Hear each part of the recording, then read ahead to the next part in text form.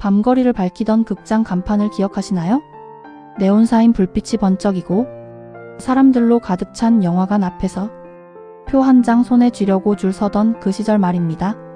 오늘은 그때 그 시절 1980년대 한국 영화계를 뒤흔든 문제작 정인엽 감독의 에마 부인 이야기를 해보려 합니다. 1982년에 개봉한 이 영화는 단순한 흥행작이 아니었습니다. 당시 한국 사회와 영화계의 흐름을 바꿔놓으며 지금까지도 회자되는 작품으로 남아있죠. 개봉 당시엔 영화관 앞에 사람이 몰려 유리창이 깨질 정도였다고 합니다. 관객 수만 해도 31만 명이 넘었으니 지금으로 치면 정말 대단한 기록이 아닐 수 없습니다. 1960년대는 눈물의 심파극, 1970년대는 호스티스물이 유행했다면 1980년대는 바로 이 영화를 시작으로 에로 영화의 시대가 열리게 되었죠. 그만큼 에마 부인은 단순한 영화가 아니라 시대를 가르는 기점 같은 작품이었습니다. 영화 속 주인공 이에마는 겉으로는 유복해 보이는 가정의 아내였지만 남편은 일과 외도로 늘 아내를 외면했습니다. 결국 술자리 다툼 끝에 과실치사로 봉역하게 되고 에마는 홀로 남겨져 외로운 나날을 보냅니다. 그 과정에서 옛 연인 김문호와 다시 만나고 기차에서는 미술학도 동엽과 인연을 맺게 되죠. 하지만 김문호는 집착과 폭력적인 성향으로 에마를 힘들게 했고 동엽은 따뜻하고 순수하게 다가왔습니다.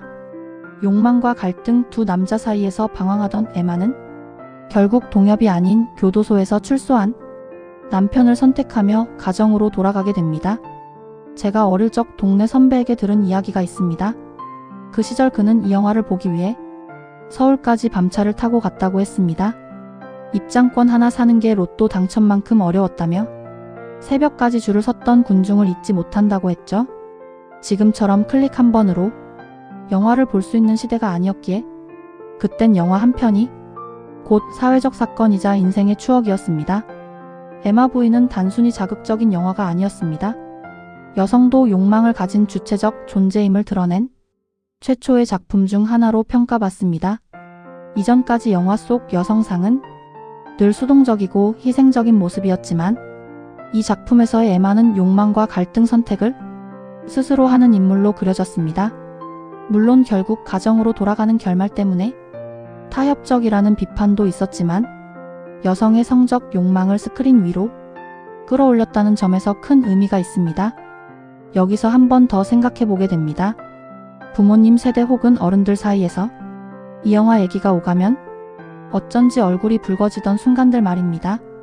그만큼 이 작품은 단순한 영화가 아니라 사회적으로 새로운 대화를 만들어낸 영화였던 거죠. 이 영화가 만들어진 시대적 배경도 흥미롭습니다. 바로 정권의 3S 정책, 스포츠, 스크린, 섹스라는 사회 분위기 속에서 나온 영화였습니다.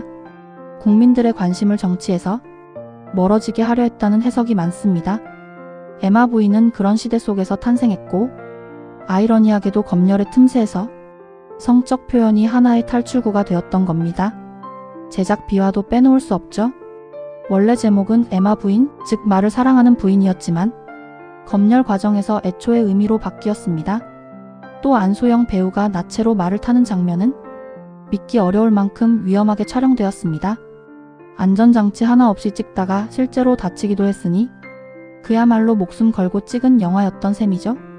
얼마 전 IPTV에서 우연히 이 영화를 다시 본 적이 있습니다.